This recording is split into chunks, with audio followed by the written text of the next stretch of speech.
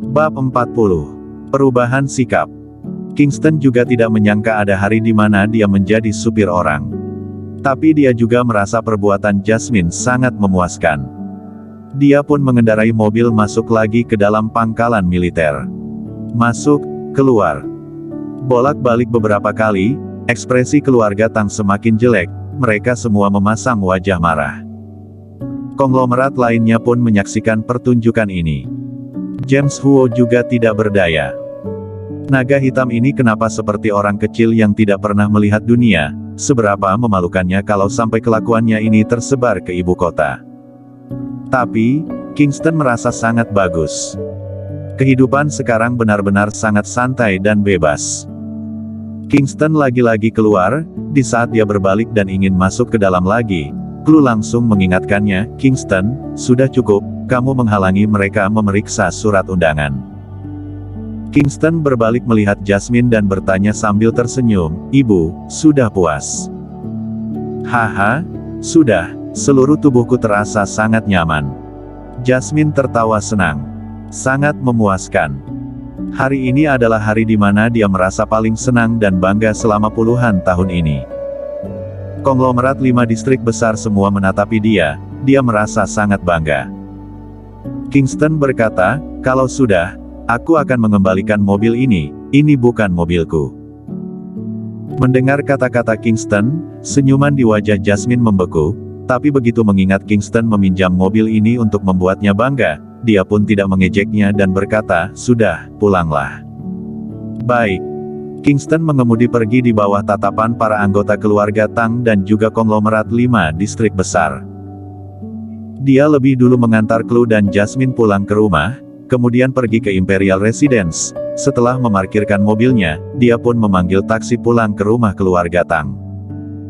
Belum masuk rumah, dia pun mendengar suara tawa Jasmine. "Hahaha, lucu setengah mati, kalian tidak melihat wajah para keluarga Tang, merahnya seperti hati babi, sangat lucu." "Ibu, Kingston sembarangan seperti itu, kamu juga ikutan." Klan Tang berkata marah, "Kamu kenapa berani mengatai kakek seperti itu? Kita baru saja mendapatkan sedikit saham dengan susah payah, sekarang kakek pasti marah, dia pasti akan menarik kembali sahamnya." "Tarik ya tarik." Jasmine tidak peduli, dia berkata, "Si tua itu pada dasarnya sudah tidak menyukai Tanner, mengatai dia tidak berguna, tidak pernah menganggapnya, lagi pula Cody Tang sekeluarga berbicara sembarangan di samping si tua itu, cepat lambat saham kita pasti ditarik kembali." Jasmine sangat paham kepribadian keluarga Tang. "Ibu, kamu benar-benar, semua ini adalah uang, kamu jangan keras kepala di depan uang." Minnie juga memasang wajah tidak senang, sekarang sudah hampir akhir bulan, sudah sampai waktu di mana keluarga membagikan keuntungan, kalaupun hanya 5%, tapi juga lumayan banyak. Sekarang semuanya sudah tidak ada. Pintu rumah tidak ditutup, Kingston pun berjalan masuk. "Menantu, kamu sudah pulang, mari, duduk." Jasmine menyapanya dengan ramah, dia sudah mengerti, tidak ada saham ya tidak ada, dia masih punya sedikit uang, dia berencana membuka klinik untuk Kingston, dengan keahlian Kingston, pasti bisa sukses. Wajah Klan dan Minnie mengeras, tatapan mereka sudah siap membakar Kingston hidup-hidup. "Kingston." Clue bangkit dan bergeser sedikit, memberi ruang untuk Kingston. "Menantu, aku sudah memutuskan, aku masih punya 2 jutaan yuan, diberikan Clue sebelumnya, kita buka klinik dan apotek, kita kerjakan sendiri, lebih baik daripada hidup di bawah keluarga Tang, terus kamu. Tanner Tang, kamu juga jangan pergi kerja di Yongle lagi, aku tidak percaya, kita akan mati kelaparan setelah meninggalkan keluarga Tang." Kingston melihat Jasmine He. Sebelumnya dia selalu menganggap rendah ibu mertuanya ini, merasa dia gila kekuasaan, di matanya hanya ada uang. Tapi sekarang kelihatannya dia dipaksa oleh keadaan. Kingston mengangguk dan berkata, "Tidak masalah kalau mau buka klinik, tapi, tunggu sebentar lagi, aku dengar-dengar, pusat perbelanjaan di tengah kota akan segera dibuka untuk umum, saat itu kita buka kliniknya di pusat perbelanjaan baru itu saja." Jasmine mengangkat tangannya dan memukul kepala Kingston, kemudian memarahinya, "Kamu tahu itu tempat apa?" Area itu adalah area kelas atas, akan dibuat menjadi pusat ekonomi paling maju di seluruh negeri. Kamu masih berani berpikir untuk membuka klinik di sana? Belum biaya lain, biaya untuk bisa mendapatkan satu tempat saja sudah setinggi langit. Kingston mengelus kepalanya dengan wajah polos. Biaya masuk.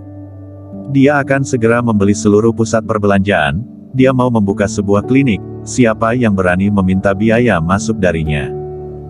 Tapi dia tidak berkata apa-apa. Kalau dia mengatakan dia mau membeli seluruh pusat perbelanjaan kepada orang keluarga Tang, dia pasti akan dianggap jadi orang bodoh. Mendengar Jasmine mau mengeluarkan uang untuk membukakan klinik untuk Kingston, Klan seketika panik. Dia segera berkata, "Ibu, tidak boleh, menginvestasikan uang untuk si sampah ini hanya akan rugi. Kamu pernah bilang akan membelikan mobil untukku. Kamu kenapa mengingkar janji?" "Ibu, sudah hampir hari peringatan pernikahan aku dan Klan, bagaimana dengan gaun yang kamu janjikan?" "Sudah." Jasmine menegur, "Tidak punya uang jangan sok kaya, apanya yang ganti mobil? Beli rok apa? Tidak sadar punya uang seberapa di saku sendiri. Terlebih lagi uang ini memang punya clue. Ibu, kamu pilih kasih, aku baru anakmu, dia hanya menantumu." Jasmine memukul kepala Klan dan menegurnya, "Kamu lihat Graham Tang, dia sekarang sudah menjadi manajer departemen di Yongle.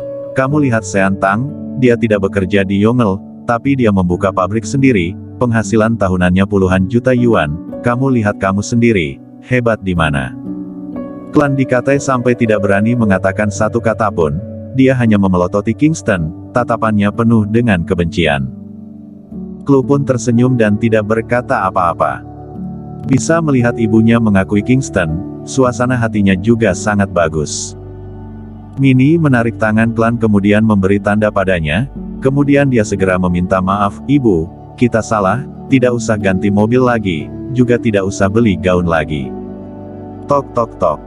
Saat ini, terdengar suara ketukan pintu. Jasmine duduk di sofa, melihat Klan Tang dan menegurnya, "Diam kenapa, pergi buka pintu." "Oh." Klan seketika berdiri dan pergi membuka pintu.